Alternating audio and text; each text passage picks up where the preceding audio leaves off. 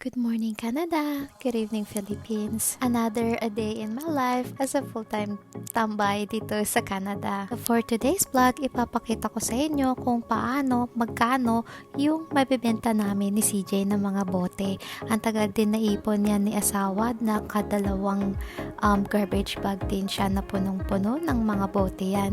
Pwedeng-pwede yan ibenta dito sa Canada. For sure, yung mga citizen na, tsaka yung mga matatagal na nakatira dito, sila yung mga nakikita ko na nag-iipon ng mga bote at binibenta nila, no? So, first time lang namin gagawin to ni CJ, kaya gusto ko ma-share ko rin sa inyo. Sasara ko muna yung garahe namin bago tayo pumunta kung saan natin ibibenta yung mga bote. Malapit na malapit lang pala sa lugar namin kung saan namin ibibenta yung mga bote dyan.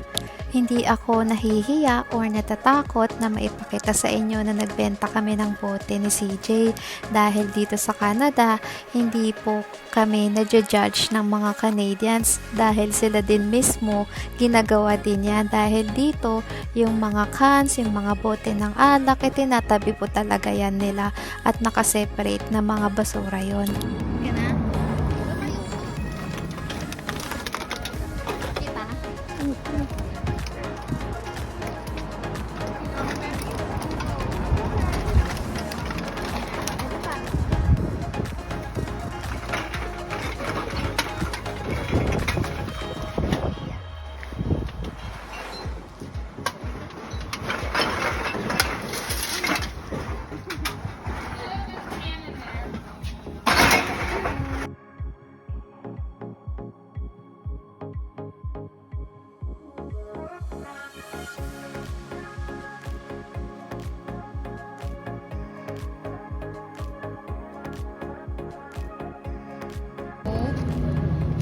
How much is that? Oh, malaki yung coins.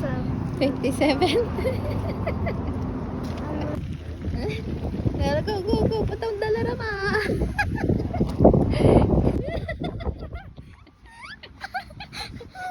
Madalas ka bang mag-isip ng negatibo?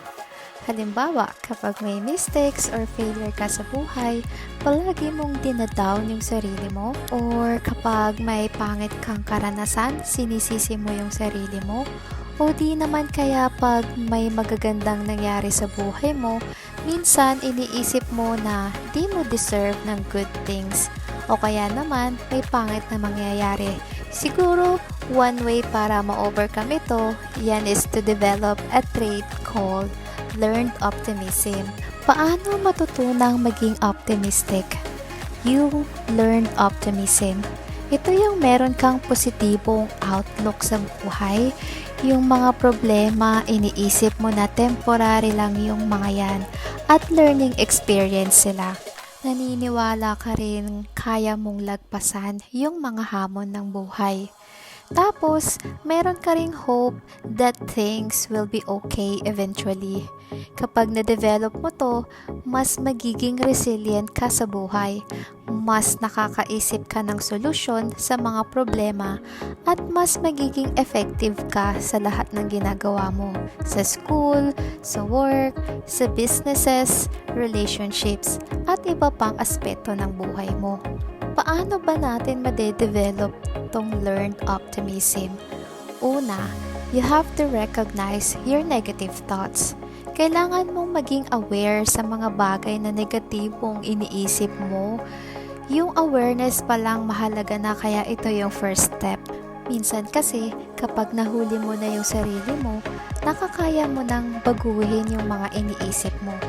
Awareness is such a big thing, and a lot of people are not even aware of what they are thinking.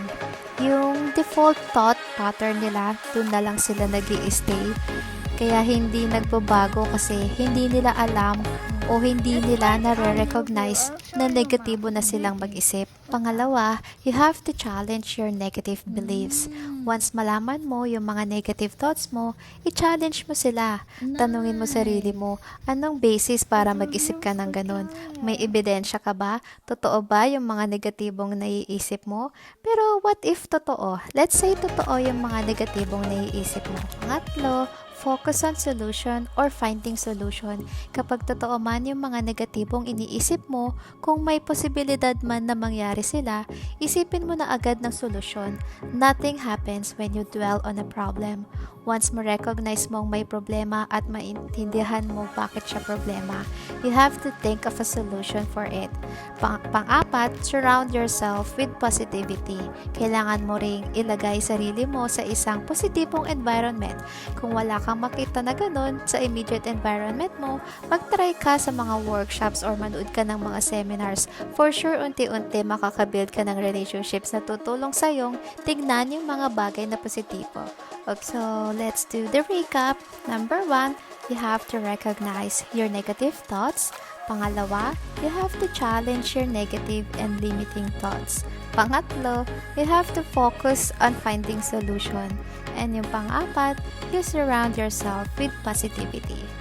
Thank you for watching, guys. Hope to see you on the next one. Ayan pala yung nabili namin sa Dollarama. Ang hirap niyang ipalipad sa hangin. Hindi ko din alam bakit. Siguro natatakot ako baka masuot siya doon sa mga wire sa taas. Nakaka-enjoy lang. Thank you, guys. Have a good day.